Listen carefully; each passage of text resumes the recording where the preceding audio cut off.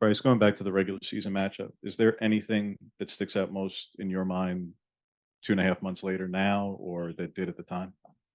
Yeah, a couple things defensively. First off, I mean, we need to stop the run. They're really good at running the ball, so we got to do that. Got to cage their quarterback, Mendoza. I feel like is overlooked for how good he is at scrambling at times, get down to the pocket. So we got to do that and just do our job. Bryce, I'm curious just kind of what the days are. We talked after JMU about maybe kind of the frustration, how that was kind of the psychological impacts. I'm curious after a shutout where the defense gets so much right, what's kind of the response to that and kind of how do you kind of keep yourself pushing?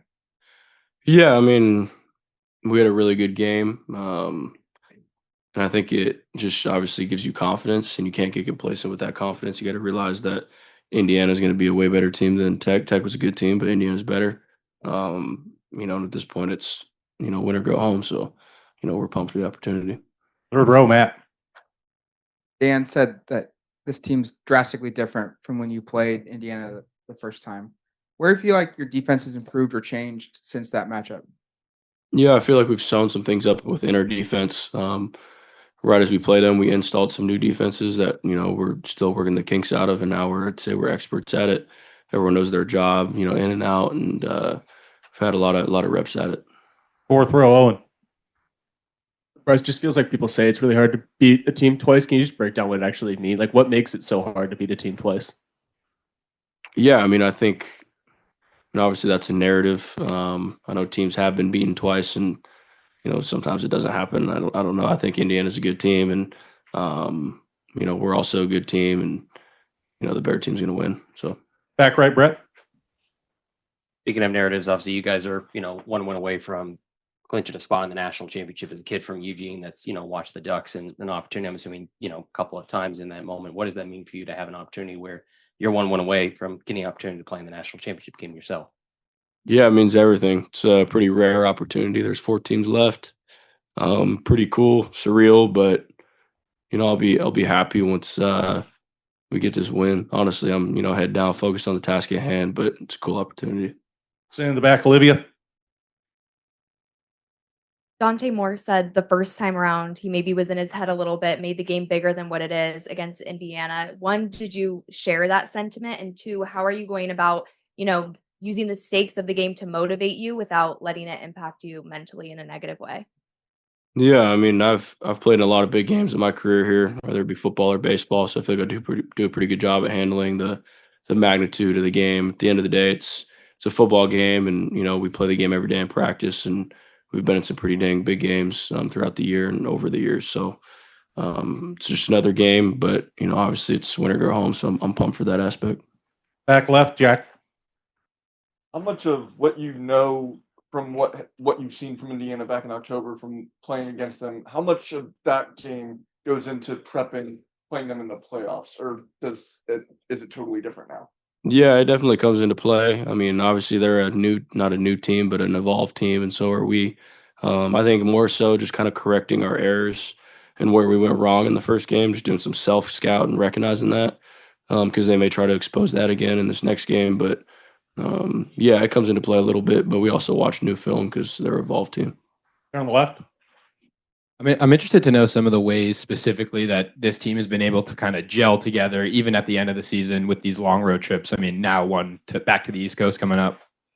Yeah, it's always cool when you get to spend some time together. Obviously, most of the time we're spending time together. It's pretty locked in at the task at hand. So, we try to not spend a whole lot of time talking about other stuff other than football. But there are those times on the plane or in the hotel room when you have some downtime that you can come together and, bond. So it's been fun.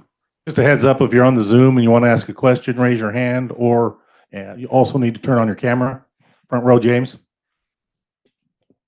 Bryce, you mentioned the defense installing some things since you last played them. I'm not going to ask you to get on a dry erase board to break down cloud 4 versus 6 versus 7 for the layperson, but you threw a lot of different coverages at Tech that you guys hadn't used a lot of or at all. Can you explain to the fan how that can confuse a quarterback and what that might offer you? Yeah, I mean, can't be the same team every time you play another team, or else they'll just scout you and they'll know what you're in every single time. Obviously, it's when you got to do your assignment, play hard. At the end of the day, the team that plays the hardest and does their assignment is going to win. But some variables, throwing some new things at a team, is definitely important, which I'm sure Indiana, when they come out, they probably aren't going to do everything we've seen on film. They'll have some new wrinkles. That's the exciting part about football. We're going to go to the Zoom. Dan Tortora.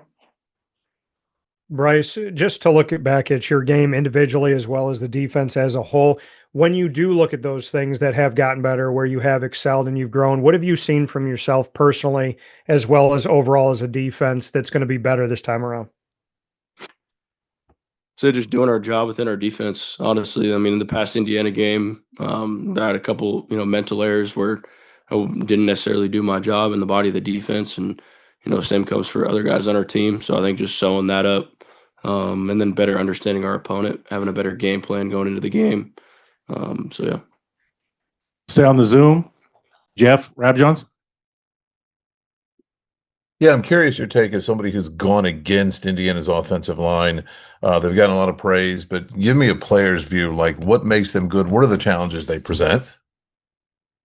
Yeah, they're smart, fast, and physical. I know, like up front in their run game, they play physical and they do their job. They don't have a lot of unblocked hats. I know in the screen game they get out and they're elite at kind of retracing and blocking for the receivers in the screen game, which was present in our last game. So we've done a lot of screen retrace drills. But yeah, there's a good unit. They play well together and they do their job.